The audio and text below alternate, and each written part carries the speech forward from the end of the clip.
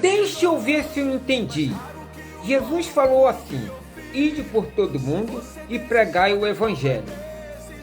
Jesus estava falando ali para os apóstolos, não é? Para aquele povo, para aquela época, para a nação de Israel, não é? Ou é para a gente gentil depois de 2000 anos? De acordo com Colossenses 1:23, Paulo diz que este evangelho já foi pregado a toda criatura. Mas suponhamos que a gente está na mente dos filhotes de Moisés ainda.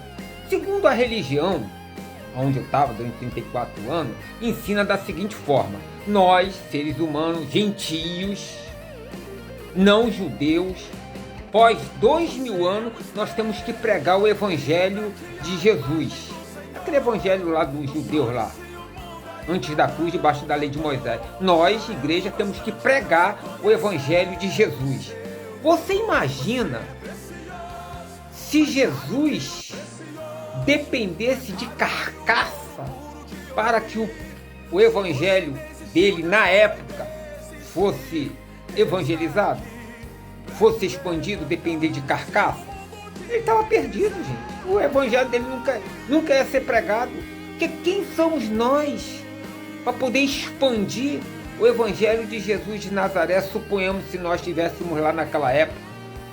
Nós não conseguimos, gente, testemunhar Jesus, o Cristo ressuscitado na nossa vida. Nós não conseguimos, por causa da barreira da nossa carcaça, da nossa carne, da nossa natureza humana.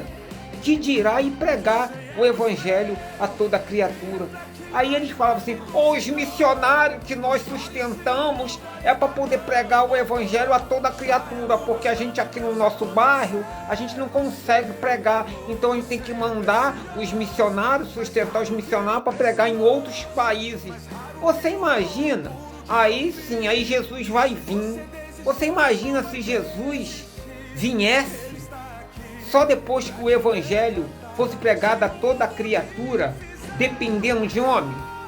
Gente, pensa um pouquinho, isso não dá certo, isso não funciona.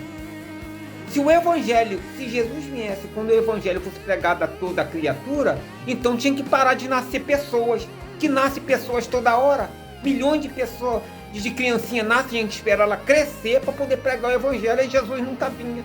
Gente, não tem sentido. Não tem sentido. Então, curte, taca o dedão aí, se você gostou, para poder ajudar a gente a expandir o evangelho da graça, que ele não é pregado, ele é revelado. E depois, quando você chegar no evangelho da graça, ter o conhecimento do evangelho da graça, ou sei lá, para o evangelho eterno, como está escrito lá em Apocalipse. O evangelho eterno é aquele evangelho para o gentio pós-ano 70, Cristo reinando em nossos corações. Forte abraço. No, no, no, no, no, no, no.